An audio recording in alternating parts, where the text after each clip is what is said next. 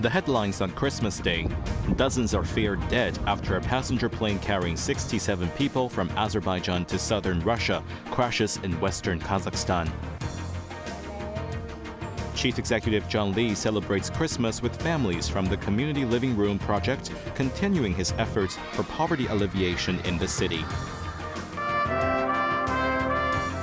And Pope Francis ushers in the Jubilee of Hope as he presides over Christmas Eve Mass in Vatican City.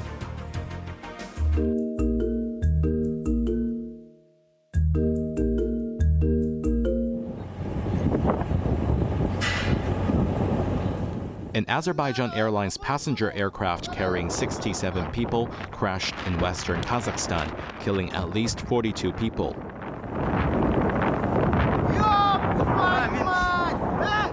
Online footage showed the aircraft catching fire upon impact. The plane rolled over some distance before disintegrating, creating a large plume of smoke and scattering debris across the area. Emergency responders arrived at the scene and successfully rescued several individuals who were subsequently transported to hospitals. The aircraft was en route from Baku, the capital of Azerbaijan, to Grozny, the capital of the Chechen Republic in Russia, carrying 62 passengers and 5 crew members. Preliminary reports suggest that the Brazil-manufactured Embraer 190 aircraft struck a flock of birds, prompting the pilot to attempt an emergency landing 3 kilometers from the western Kazakhstan city of Aktau. 25 people are said to have survived the crash, but the death toll could rise further.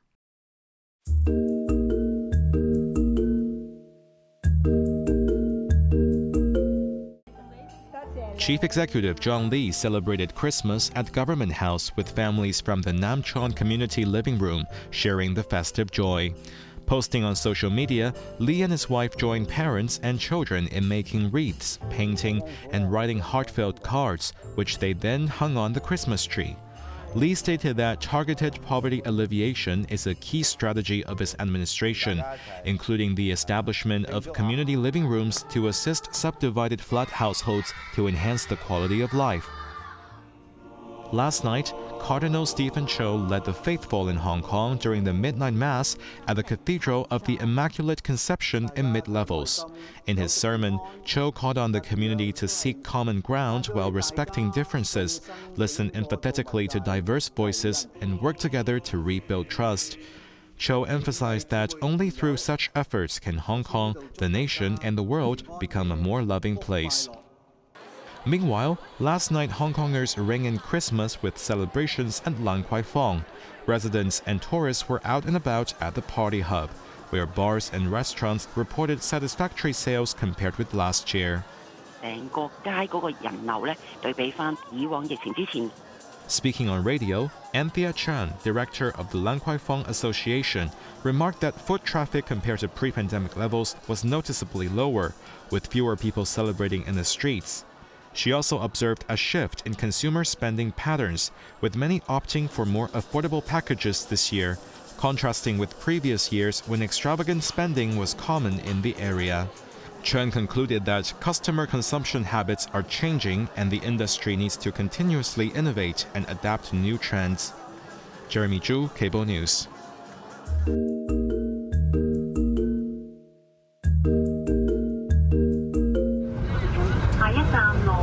Border checkpoints were busy as Hong Kongers took advantage of Christmas break, choosing short trips and heading north. Nearly 170,000 travelers had left Hong Kong by 10 a.m. through all land crossings. Despite long queues at Lo Wu, immigration clearance was generally smooth and waiting times were short. This man said he planned to spend 2 days in the mainland with his child and would not constrain the budget. The departure hall at the Hong Kong-Zhuhai-Macau Bridge was also bustling, as many were hoping to make it cross the border early. With a hotel booking for 2 nights with other activities included, this woman said there is no way you can get such a package in Hong Kong for $1,000. This man said he planned to have some food in Macau because it is cheaper than Hong Kong, and he would enjoy the meal without having to leave in under 2 hours. As the crowd swelled, travelers taking the shuttle bus to Macau or Zhuhai had to wait for at least 1 hour. Timothy Choi, executive director of the Hong Kong Tourism Association, said, with some people returning to work on December 27th, short trips to Macau or Zhuhai are ideal. Since there are no holidays on the mainland for Christmas and Boxing Day, it is a great opportunity for Hong Kongers heading north, with some even starting their holidays before the Christmas break, he added. Evelyn Bai, Cable News.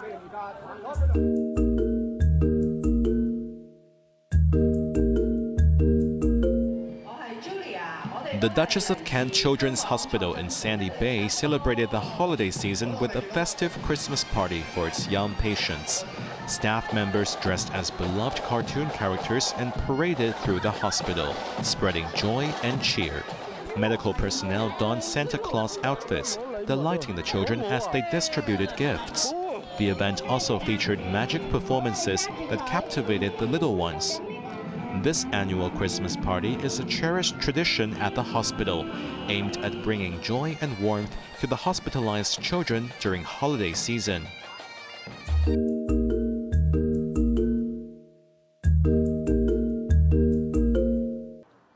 The city's largest panda exhibition came to its final stop at Sun Yat-sen Memorial Park in Sai Ying Pun, where over 1,000 panda sculptures wearing Santa caps were displayed.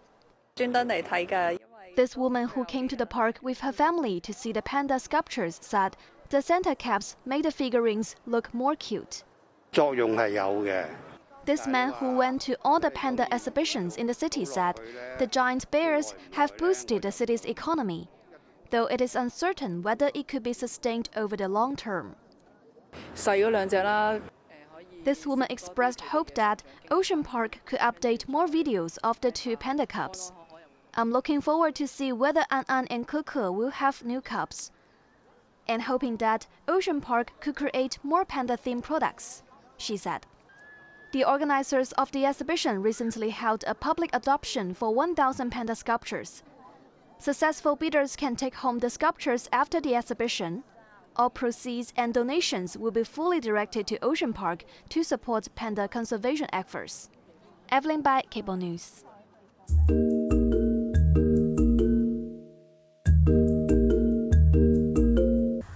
4 men and 4 women were injured in a crash involving 3 vehicles.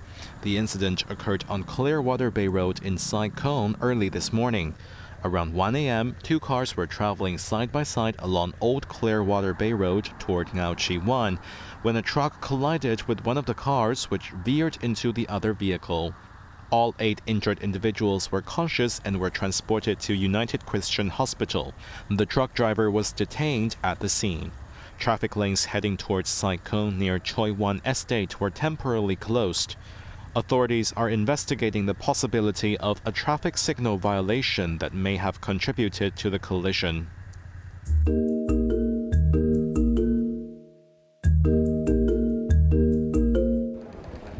Foreign Minister Wang Yi welcomed Japanese Foreign Minister Takashi Iwaya on his first official visit to Beijing since taking office 2 months ago. Wang stressed the need to maintain bilateral relations. China is willing to work with Japan to learn from history, maintain our original intention, eliminate interference, get a consensus, and adhere to the correct positioning of strategic mutual benefit in our relationship, Wang said. Both foreign ministers reached consensus on several important issues.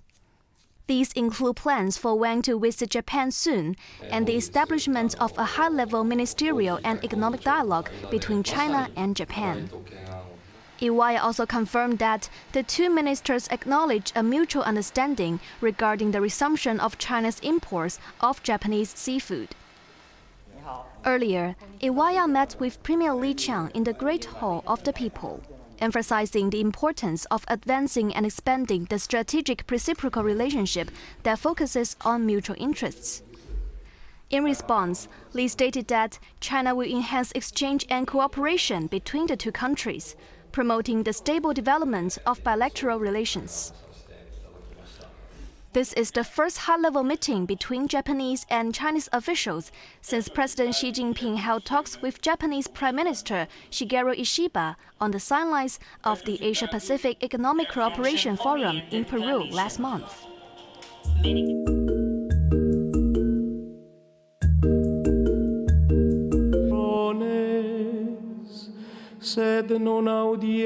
Pope Francis was ushered in a wheelchair to the main entrance of St. Peter's Basilica in Vatican City to commence the traditional Christmas Eve Mass. Since this year marks the Jubilee, a once every 25-year tradition during which the Catholic faithful make the pilgrimage to Rome, the pontiff knocked on the doors of the Basilica a few times to inaugurate the Holy Year, which is expected to draw some 32 million pilgrims to the Italian capital. Francis, who turned 88 last week, welcomed the faithful inside the cathedral and has dedicated the 2025 Jubilee to the theme of hope, aiming to bring peace to all those places desecrated by war and violence. The figurine of baby Jesus was then unveiled. Sorelle e fratelli. In his homily, Francis hoped the Jubilee becomes a celebration for Mother Earth, which has been disfigured by profiteering, and for poorer countries burdened beneath unfair debts. All of us have received the gift and task of bringing hope where hope has been lost, lives broken, promises unkept, dreams shattered, and hearts overwhelmed by adversity, he added. At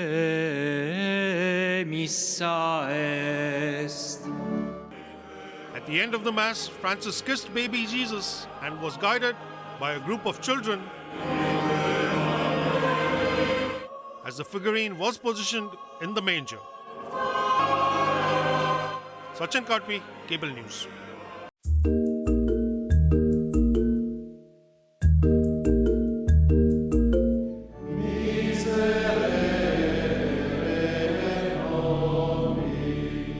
Bethlehem, the birthplace of Jesus Christ, marked another somber Christmas Eve under the shadow of war in Gaza. A midnight mass at the Church of the Nativity in the West Bank city was led by the Latin Patriarch of Jerusalem and the custodian of the Holy Land, Cardinal Pier Battista Pizzaballa. Streets of the biblical town, which are packed with tourists and worshippers at this time of the year, were virtually empty. Elaborate decorations and celebrations were not held in Manger Square in Bethlehem, where Christians believe Christ was born. Cardinal Pizzaballa, who was allowed by Israeli authorities to visit the Gaza Strip, said he hoped to see a big Christmas tree in Manger Square next year.